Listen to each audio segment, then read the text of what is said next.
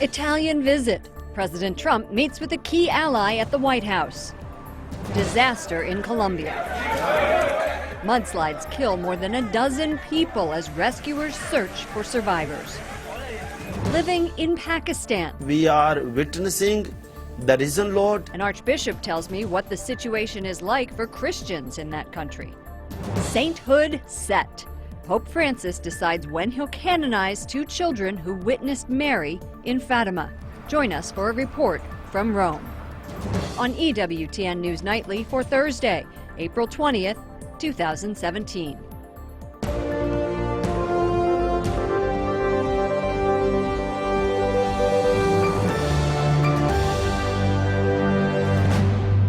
Good evening from Washington, D.C., and thank you to those of you joining us from around the world for news from a Catholic perspective. I'm Lauren Ashburn. We are following a developing story in Paris where French media report one police officer is dead, another seriously wounded. This after a shooting at the popular Champs-Élysées. The alleged attacker is also dead. President Donald Trump holds his first meeting with Italy's prime minister, his 15th with a foreign leader since taking office. The Italian Premier promises his country will continue to be a committed partner in the fight against ISIS. And he says he and the president see eye to eye on the need to unseat Syria's leader. Correspondent Wyatt Goolsbee is at the White House with details. Good evening, Wyatt.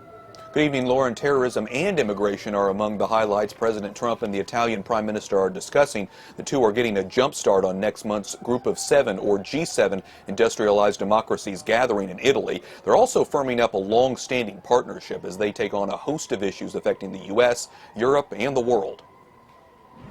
A great welcome to the Prime Minister of Italy. A warm greeting for a major European ally. President Trump welcomes Italian Prime Minister Paolo Gentiloni to the White House, holding private talks in the cabinet room. This morning, he spoke at the Center for Strategic and International Studies, a foreign policy think tank in Washington. Upholding joint Italy-U.S. leadership is not only an opportunity, but a political must. He laid out three main topics he and the president would address. First, in the ongoing fight against ISIS, Italy has been one of the U.S.'s closest allies, and he says that will continue. Italy has troops in both Iraq and Afghanistan, second only in number to the United States. Gentiloni is also concerned about the dramatic number of immigrants flowing out of the Middle East. Europe accepted more than 1 million asylum seekers in 2015 alone. The horrific acts of violence we have witnessed over the years have been carried out very often by Islamist elements who were born, raised, and became radicalized in Europe. He says 500,000 migrants have been saved from death at sea by the Italian Coast Guard and Navy over the last 3 years. And finally, on Syria, the Prime Minister echoes the Trump administration's call for leader Bashar al-Assad to go. Assad cannot be the man of the future of the country, but there is not a military solution in Damascus. There is a political solution. The Italian Prime Minister says some Syrian Christians are reluctant to oust the Assad regime because they're worried ISIS will gain more ground. The Prime Minister is also talking to President Trump about Russia's role in the Syrian conflict, which will be a key issue when the NATO allies meet again in May. Lauren? Wyatt, the president and the prime minister went on to hold this press conference. Can you share with us any highlights of their remarks? Lauren, yes, there was one question in particular that stood out. President Trump was asked if it would be possible for him to meet with Pope Francis while in Italy, and while nothing's set in stone, he did say he's very much looking forward to meeting the Pope. Lauren? We shall see. Thank you, Wyatt. Wyatt Goolsbee at the White House. Vice President Mike Pence praises Indonesia's democracy and moderate form of Islam during his visit to the country. Pence met with the country's president and toured the region's largest mosque. He later said Indonesia's form of Islam should serve as an example to others. In your nation, as in mine, religion unifies. It doesn't divide. It gives us hope for a brighter future. And we are all grateful for the great inspiration that Indonesia provides for the world. Indonesia is the world's largest Muslim-majority country. It is not included in President Trump's immigration order, but that order does affect thousands of refugees currently staying in Indonesia. U.S. and South Korean forces conduct their annual Max Thunder drills, one of the largest military flying exercises held on the Korean peninsula. It comes as the USS Carl Vinson is extending its deployment in the area to, quote, provide a persistent presence in the waters off the peninsula. Tensions have risen in recent weeks over North Korea's nuclear program. The U.S. military is also conducting military exercises alongside troops in Romania. The move sends a message of solidarity to Eastern Europe, which is concerned about Russian aggression. A Romanian official says similar drills would run until the end of the year. The federal government will provide states nearly $500 million for prevention and treatment programs aimed at stopping the opioid epidemic. Health and Human Services Secretary Tom Price made the announcement yesterday in Atlanta. He called the opioid problem a crisis. The grant money comes from bipartisan legislation approved by Congress last year. In 2015, more than 35,000 people died after overdosing on opioids, including prescription drugs and heroin. Heavy rains caused more mudslides in Colombia, killing at least 17 people. The disaster struck early morning when many in western Colombia's town of Manizales were still asleep. 9 people are missing. This comes just weeks after a devastating mudslide farther south. After nearly 70 years, American automaker General Motors says it will immediately halt operations in Venezuela after its plant was seized by authorities. GM described the takeover as an illegal judicial seizure of its assets. It was not immediately clear why authorities seized the plant, but the country's president, Nicolas Maduro, has blamed the U.S. for Venezuela's economic problems.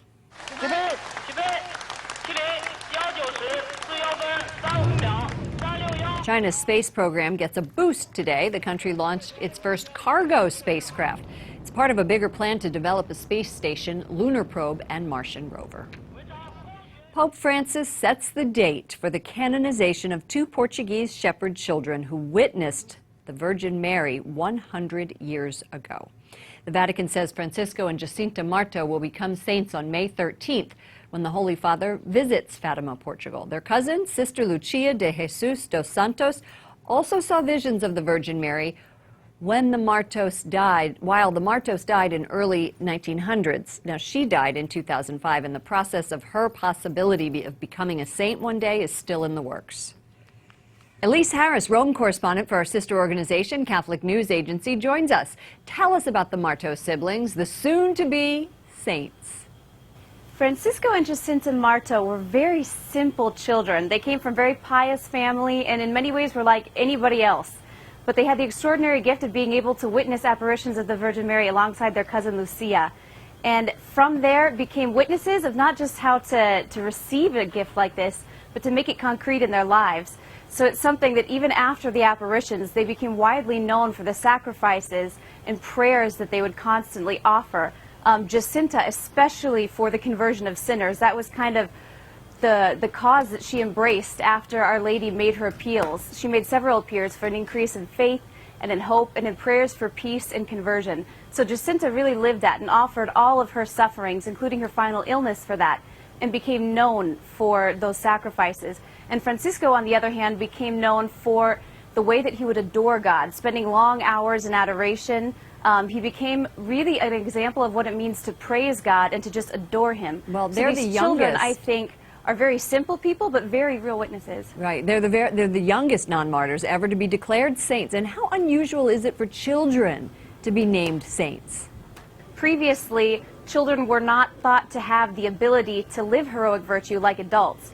So this all changed with a man named Cardinal Jose Saraiva Martins, who looked at these children specifically, Francisco and Jacinta, and said that the way that they lived and offered their sacrifices and their sufferings, but also the events of the apparitions, facing threats at times to be boiled in oil if they didn't lie about it. So he said in situations like that, for these kids to accept death rather than lie was heroic. Why has the Vatican decided to canonize Francisco and Jacinta, Elise, in Fatima? I think there are several reasons for this. The first being the magnitude of the event itself and the centenary of the apparitions. It's a huge event that the whole world has kind of been anticipating. And so I think Francis really had this in mind. And I think it's partly, as I said, because of the magnitude of the event, but also to draw attention to Our Lady's message herself. So it's something I think he had very present in his mind, and that he wants to draw attention not only to the saintliness and the holiness of these children, but also to Our Lady and her message. Wonderful. It's a great story, and we are going to look forward to covering that event in Fatima. Elise Harris, Rome correspondent for our sister organization, Catholic News Agency. Thank you, Elise. Thank you, Lauren. Coming up, Christian persecution in a predominantly Muslim country. We always think that God has some special purpose for us. Archbishop Shaw describes the challenges facing Catholics in Pakistan.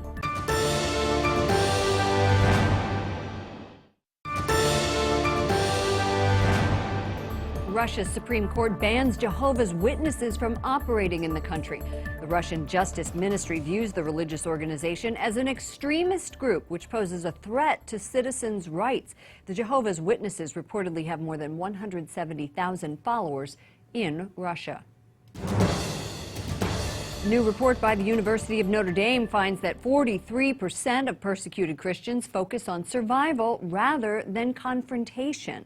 We are honored to be joined by Archbishop Sebastian Francis Shaw of the Archdiocese of Lahore in Pakistan, and one of the scholars involved in this study. First, can you give us a sketch of what life is like for Christians in Pakistan? The total population of Pakistan is 120 million. And out of this big population, Christians are altogether 3%, and 1.8% are Catholics. Day-to-day life is like living with the Muslim, Christians, Hindu, Sikh. Day-to-day life is good. But now the hard reality is discrimination and suffering, victimization is going on. We always think that God has some special purpose for us to live in Pakistan. So in this way, we are witnessing the risen Lord, and we live the gospel values. And then through our inter-religious dialogue, we approach people of different faith as brothers, so that people may understand us, what we are. Many Christians are just trying to survive. That's what this report says. Do you think that's true in Lahore? In Lahore, it is true, Christians are for survival. But at the same time, survival is not for self, for us only. We are also helping other people to survive. For example, through our schools, educational institutions, nearly 90% students are Muslim. So we work together and we say that, okay, God has given this planet to work for the survival of each person. So survival in this sense is not for self, but also so that you live in this way, that the other person may also live as a human being. What is your relationship with Islamic leaders like? Are they open to interfaith dialogue? Yeah, in the beginning there was some difficulties. Difficulties was that some interpretation was that maybe interreligious dialogue is like foreign agenda, or it means actually to convert other people. But now, after a big struggle and after many sessions, last 3-4 years, the result is much better. Like we celebrate Christmas and we invite Christian, Muslim, Hindus all together. So in this way, now through interreligious dialogue, people come on one platform, one round table, and we talk about our own, what is common between all religion and what is common for the society. Well, we share about coexistence, that God has given us this planet to live, not to destroy, and each person has a right of his choice of his religion. It sounds like you're making quite a bit of headway. And we would like to thank you so much for joining us. Archbishop Sebastian Francis Shaw of the Archdiocese of Lahore in Pakistan. Thank you. Thank you very much. The Catholic Church in Iraq struggles to help Christian refugees who have fled to Kurdistan. Aid to the Church in Need estimates it costs $338 to provide one family with basic necessities for 6 months. George Marlin, chairman of the Aid to the Church in Need USA, joins us now. The Catholic Charities mission is to help suffering and persecuted faithful worldwide. Welcome to the program. Thanks for having me.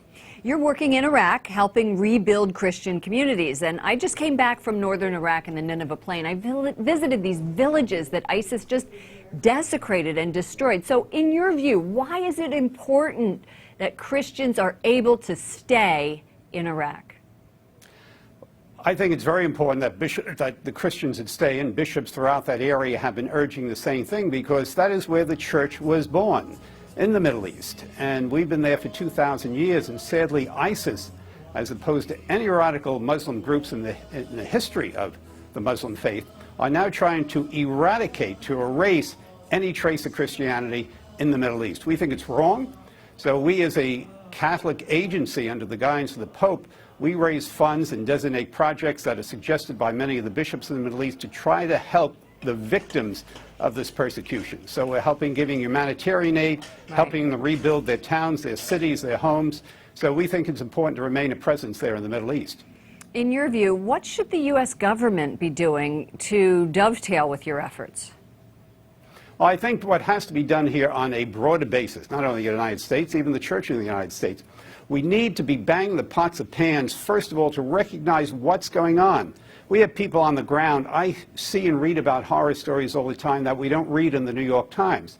You know, the United States government said, yes, there's genocide going on, finally admitted at the end of the Obama administration, but very little has been done on behalf of this nation or the Western nations. They constantly keep their heads in the ground. So it's been a great tragedy that the West has ignored what's going on. So I'm hoping the new administration in Washington recognizes this. But it's interesting to note, when the Coptic Christians were beheaded a couple of years ago, the reaction from the White House was, we're sorry to hear that Egyptians were murdered, Egyptian citizens were murdered. No, they were murdered because they were Christians. And it so was the first thing the United genocide. States has to do is recognize the mess. Right. And it is genocide. Right. They admitted that, but they've done very little about it, which is sad. And that's why I went, because I wanted to see firsthand what had happened there. And I think, and you may agree with me, you may not, but I believe that Americans, even the international community, have Iraq fatigue. The war started in 2003. Now things have moved on to Syria and to Egypt, other areas. Do you agree with that? No, I think their head has been in the sand for a long time about the tragedies going over there. It's very sad that the West ignores Christian persecutions. It's very sad that they're doing as little as possible. None of the international aid that goes over there goes to Christians. It goes to refugee camps where there are Muslims alone, because Christians are afraid to go there because their lives could be endangered. So I don't think it's fatigue. I think it's just ignoring a subject they find uncomfortable and don't want to deal with it. I think it's worse than fatigue. So why does this issue? So why does desertion of the West? Sure. Why does this issue get such little traction in the West then? Why do I think it's very traction in the West? I think the West has such a distaste, many countries, particularly old Europe and in segments of the United States, that have such a distaste for Christianity that is still the last acceptable prejudice. They just ignore it. Others, particularly on the extreme left, they'll get into bed with anybody who is opposed to the basis of destroying Christianity as the basis of Western civilization. So I think it's ideologically driven. I think it's just a contempt for Christianity. And people just ignore it in many political situations throughout the world because of this anti-Christian attitude. So I don't think it's fatigue. I think it's anti-Christian bias. George Marlin, chairman of Aid to the Church in Need USA. Thank you so much for joining us. Thank you. Up next, the legacy of Fatima. The man known as the Miracle Hunter joins us to talk about the church's soon-to-be saints.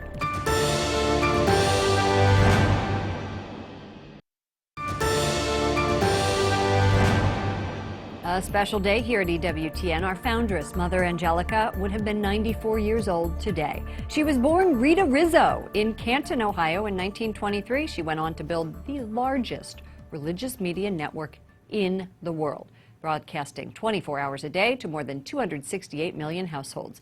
Mother Angelica passed away on Easter Sunday last year. As we reported earlier, Pope Francis will canonize two shepherd children, Francisco and Jacinta Marto, during his visit to Fatima next month. The visit marks the 100th anniversary of the apparitions of Our Lady there, turning the tiny northern Portuguese town into one of the world's most popular Catholic pilgrimage sites. Joining us now is Michael O'Neill, author of Exploring the Miraculous. And you are also known as the Miracle Hunter. Thanks for joining us. Thanks. It's great to be with you today. It's a big day in the world of miracles and canonizations. It certainly is. You know, last month Pope Francis signed off on the miracle needed to make the siblings saints. What do we know about these miracles attributed to Francisco and Jacinta Marto? Well, of course, there's two. For every beatification and canonization cause, there are two miracles that are approved. And in the first case, there was the healing of a girl who was a paraplegic, and she began to be able to walk after praying to the seers. And then this new miracle that has come up, it was a young Brazilian boy, and those details aren't yet released. I spoke with the vice postulator, Sister Angela Coelho, and she said that due to privacy concerns, they're not releasing yet the details of that great miracle that's leading to their canonization. So how does the Church prove a miracle? You and I have talked about this before, but let's get a little refresher course. So it's so interesting. I always like to say it's almost a miracle that they ever find anything that's a miracle. So they have all these criteria. The miraculous cure must be instantaneous. It must be permanent. It has to last more than 5 years. It has to there can't be any other explanation for why it happened. And it has to be shown to be the intercession of just those people who were being prayed to. So it's really difficult that they ever find anything at all that is. But Sister Angela mentioned that they were so excited to actually have that validated on March 23rd by Pope Francis. We say miracle all the time. It's a miracle that the sun came out. It's a miracle that my son did his homework. Why is it important for us to acknowledge real miracles? Well, we all have miracles, big and small, that enrich our lives. But I think one of the things that's so exciting is how the Catholic Church proves that without doubt that the miracle, there's no natural explanation. Science shows that, in fact, that this is the working of God. So it's very exciting to show that those criteria are applied strictly, and brings a lot of credibility to the world. How long has this been going on? The miracles in general? Oh, when you think about it, Christianity, the foundation of Christianity is based on two great miracles, the incarnation and the resurrection. So all the way to the beginning of Christianity. But this has been validated by the Church only in the last several centuries. So this is a process that the Congregation for the Doctrine of the Faith goes through each and every time and requires two miracles. And it's really an intense process and shows that the Church takes it very seriously. Now the canonization is going to happen in Fatima. What's the legacy of Fatima? Well, it's so exciting. This news was just announced today on April 20th that, in fact, the canonization will be going forward. And the legacy of Fatima is that it is the gold standard of all Marian apparitions. And for somebody who likes miracles, as I do, we have the approval of visionaries, more approved than any other visions in history, and the canonization of the visionaries themselves. So this is, in fact, the greatest apparition and vision in the history of our Catholic Church. Michael O'Neill, author of Exploring the Miraculous, and he's the Miracle Hunter. Thanks for joining us. Thanks, Lauren. For much more on the Fatima children becoming saints, visit our sister organization at CatholicNewsAgency.com.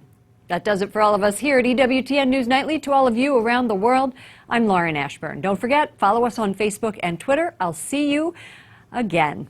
Good night and God bless.